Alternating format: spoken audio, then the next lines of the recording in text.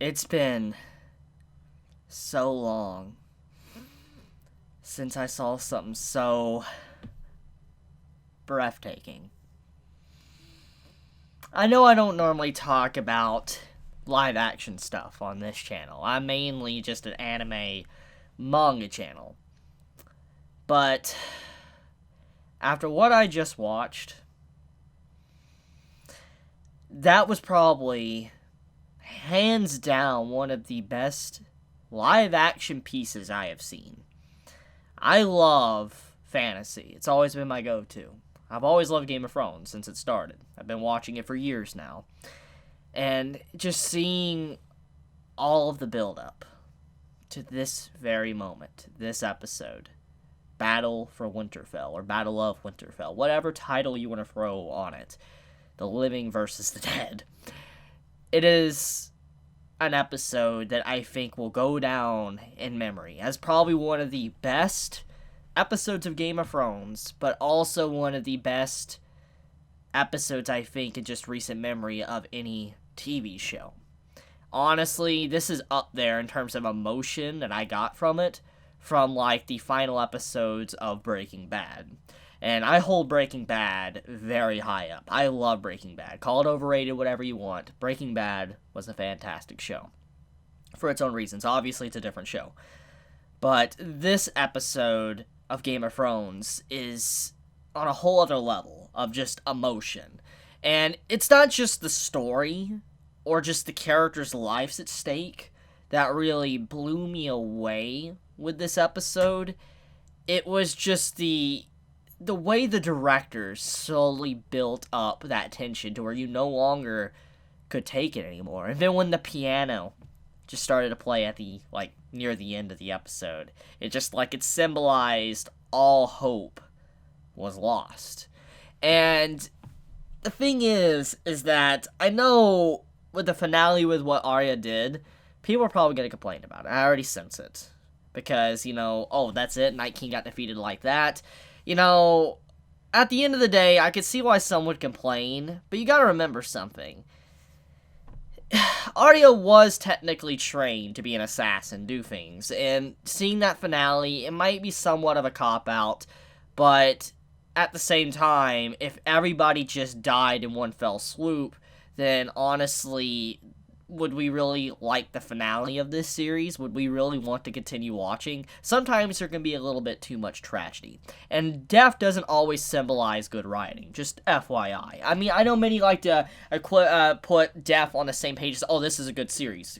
Because there's death, because there's constant main character deaths, it's a good story. Yes, death can be good for a story. That's one of the reasons why Game of Thrones has lasted as long as it has. But constant death isn't always relatively good. It makes it to where you get disconnected from characters, to where you don't want to care about them because you're afraid everybody's going to die regardless. Nobody has plot armor. So it's not good for a series to constantly use deaths. And even though, yes, there obviously was some workarounds to get most of our main characters actually to survive, the way it was very tasteful because there was just so much tension throughout the episode to the build-up of that, and the expectations of the fans was everybody was basically going to die.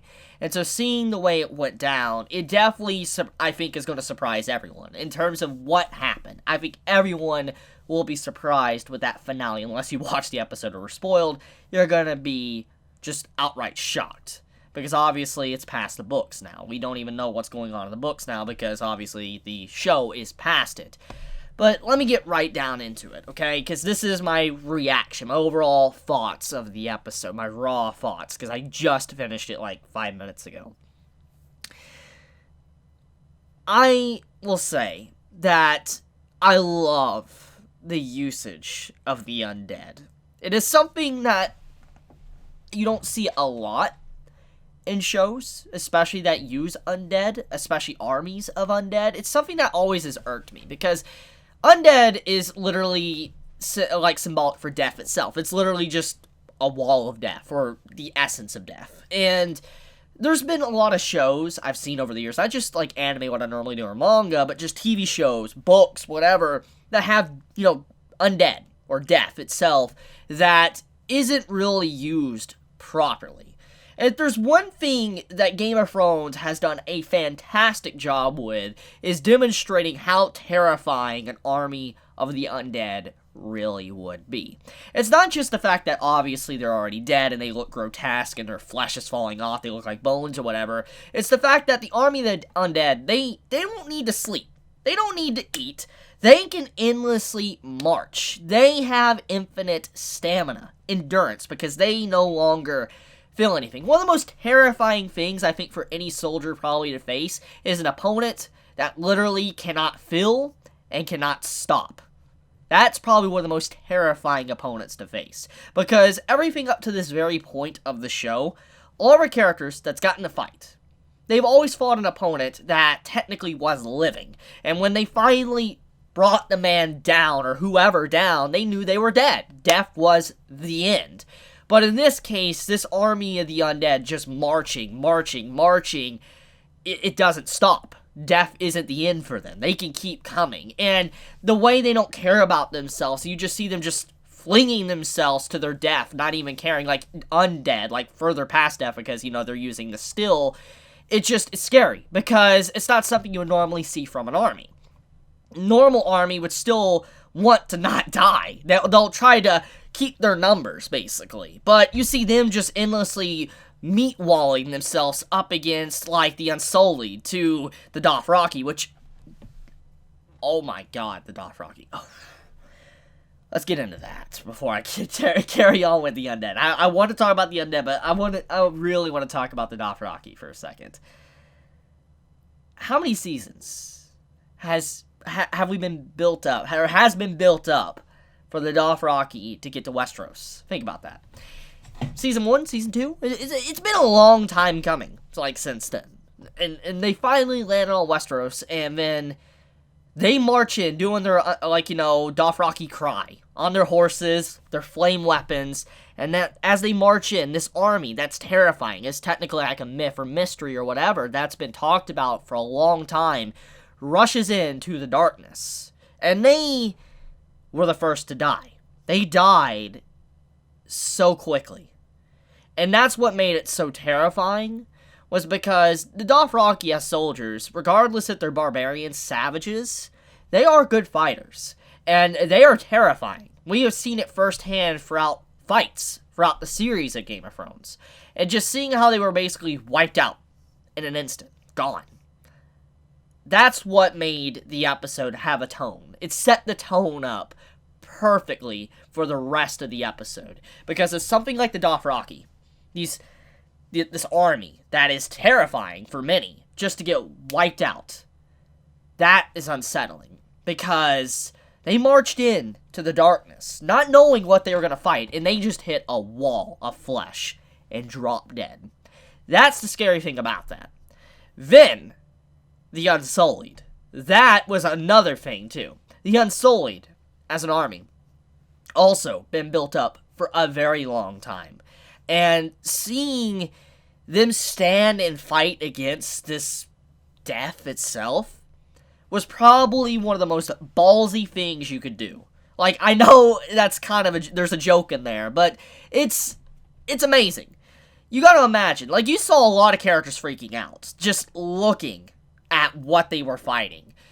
Fighting this monster that's literally just assaulting you with their bodies itself, just crushing you with their sheer weight of themselves. It's scary. And seeing the Unsullied hold their ground, fighting and all that, and not retreating, not running, and then getting demolished as well, it also says a lot. It set another part of the tone, increased the tone of the episode of how dire this was. The Dothraki, gone in an instant. The Unsullied, just destroyed, demolished, and then the wall. And then when you see the fire hit, you're like, okay, they're good. But then, once again, we get to realize how death itself is something that you cannot think logically about. And you just see how the undead, they just collapse into the fire. And they just slowly use their bodies itself just to build a bridge, which normally you wouldn't see in an army. But because they're undead, they don't really care. They're a mindless legion itself. They just launch themselves into the fire to make a bridge. And then you just see them march on top of the bodies to get to the wall. And the way they climb the wall once again goes back to the way the usage of undead really impresses me with Game of Thrones. It's because the way the undead feel just so dead. Like, they literally feel like what dead should be used for. Like, if they were really soldiers, like if undead could be soldiers, seeing them crash up against a wall and then slowly piling themselves up and then just climbing each other to get up makes so much sense. And like I said, the writers of Game of Thrones, like everyone, Martin and everybody, that's just worked on this episode itself, or just, the Night King to the White Walkers, just the way they're executed and used as fighters is impressive, because you just don't see that from, like, undead creatures usually. I'm really impressed by just the thought process, how much thought was put into how these White Walkers fight itself. That's what I loved about this episode. Now, getting into the other stuff of this episode, let's talk about the important scenes, like character deaths and stuff. Jorah. Jorah as a character, going into this episode, I honestly expected everyone to die. But obviously that didn't happen. But Jorah, I knew if there was one character that was going to die at the very least this season, even if he didn't die this episode, so he was going to die this season. It's been a long time coming. Seeing him go down like he did, he died fighting for what he loved and what he believed in. It was a good death for him. It was. He didn't get to say his final words, which hurts me. It does. But at the same time, he died fighting for his queen, the person he loved. And I think, in terms of what he stood for and who he is, dying like he did was probably the best service he could ask for. Because he also knew, in that moment, when he dropped, that the undead fell, the White Walkers. And so he, in some ways, could rest easy, knowing, at the very least right now, Dany is not going to die this moment. And so I think that is what made his death so impactful. At least he died knowing there was hope. And one of the saddest deaths of this episode, besides Jorah, was Theon. Theon hit me, because he's a character we've been around for a long time. And seeing his character growth, and then him regressing and becoming like basically a worm, Reek, and then seeing him rise up again, gain his self, and then fighting for someone he did wrong, or the family he did wrong, and wanting validation.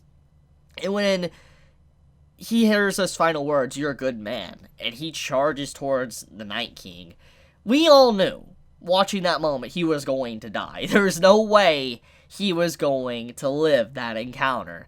But seeing that moment when he realized that he got the validation he wanted, that he was a good man, he wasn't Reek, he wasn't scum, he wasn't nothing, and he charged, he proved that he had balls itself, balls of steel. And he went in. And I love that moment. It's a sad death, though, because on his death, his final moments, he believes it's all over. It's a big contrast to what Jorah had. Jorah, like I said, he had hope. Theon, when he died, even though he got validation, he died thinking that it was the end. Like, everything coming to an end. So he had probably one of the saddest deaths, because he knew if it continued, everything was over, and he was like the last line of defense itself. Now, talking about Jon's scene was emotional as well, especially when he's chasing after the Night King. When he's going after the Night King, and the Night King just turns around and looks at him, and in that moment, you might think, are they going to get to have a fight? Is the Night King going to fight the man? But then he starts to raise his hands slowly, and it's such an iconic gesture from the Night King that seeing that moment, we all knew what he was doing. Even if you forgot a lot of things from Game of Thrones, it's so iconic. It's just when the Night King raised the undead by lifting his hands back a few seasons ago. So seeing that moment when he starts to raise his hands, you just see this field of corpses. You're like, oh my god. And Jon instantly realized and started to rush the man and all that, and it was such an awful move to do to the man. It basically proved that Jon could not do it. He could not finish the Night King off. And it was ballsy for the man to even try to attempt to fight. I mean, he didn't give up, obviously. He never gave up hope. And you gotta imagine from his perspective as well, once he managed to get through that and get inside Winterfell, seeing his home destroyed like it was, like, that's his childhood, that's his home. And seeing how all of Winterfell was just crumbling around him, like that scene with the piano playing, and you just see the ceiling collapsing in, you just see the dead soldiers all over the place, people fighting, and you just see everything crumbling. It was basically symbolizing the end of humanity, but also symbolizing that his home is been burnt to the ground, destroyed. It's, rubble now. And it's lasted so long, for so many years, and just comes undone like that in one night. It's completely gone. And I give the man balls as well. Like, he's got some balls to be able to stand up in front of a dragon, which that is a big question mark, because we know that he's a Targaryen now, and you could assume that he might be immune to dragon fire, but because of how the dragon was brought back, we don't know necessarily if that fire is necessarily fire anymore, and it will work like it normally does. So we don't know if Jon would be immune to it or not. That was not established, obviously, because the dragon died, but the point still stands. I wonder if Jon would have been able to survive the fire. And, like, he would have stood there and had, like a correlation to what the Night King did in the episode. Which, by the way, the Night King, he survived getting shot by fire breath. That's scary. That's legitimately scary. That is really, really scary. And I'm just amazed how the man just tanked it. I don't know. Judging by the way it looked, I knew he wasn't going to die from it because the way how early on in the episode it was. But just seeing the man sit there, it makes you wonder, did he know? Did he know that he was immune to it? Or did he just like, oh, I might die here, and he just was waiting to see, but he didn't die? Because then it looked like he was smirking, and then obviously we saw what happened after that. So it makes you really wonder about that scene too. Did he know? Was he aware of it or not? But what else? Another scene too is the Red Woman when she died at the end of the episode. She's a character that's been on... She's been on the fence. Like, I've been on the fence about her for a long time. She's been someone that has been heinous, and at the same time, she has went through a little bit of redemption in a way, too. I don't fully forgive everything that she has done. But what she did in this episode, she did save a lot of lives. And when she realized everything was done, the Night King was gone, you see her take off her necklace, and she walks, and she just drops dead. You just see her become a skeleton and then just collapse over. It's sad, because it's basically saying that her job is done. She is done. She has fulfilled the Lord of Light's, objective, and she can rest in peace. It's an interesting ending for her. It really is. I figured she would have a brutal way to go, but she chose death itself. It was like, my job is done, and, walked away and died. But yeah, overall, episode, easily one of the best episodes I've seen all year long of any show. This was fantastic. I want more. It was great. Just, wow. Only a few more episodes left and Game of Thrones comes to an end. I'm curious to see how it's going to go, who's going to win the Iron Throne. It's just, what an episode. Let me know your thoughts in the comments below, how you felt about this episode. I know you guys probably don't care about this video because I know mainly I'm an anime manga channel, but I really wanted to talk about this episode because of just how fantastic it was. With that, I love you guys. Be safe. If you enjoy my content, please subscribe. If you like this video, please leave a like. And with that, Chibi out.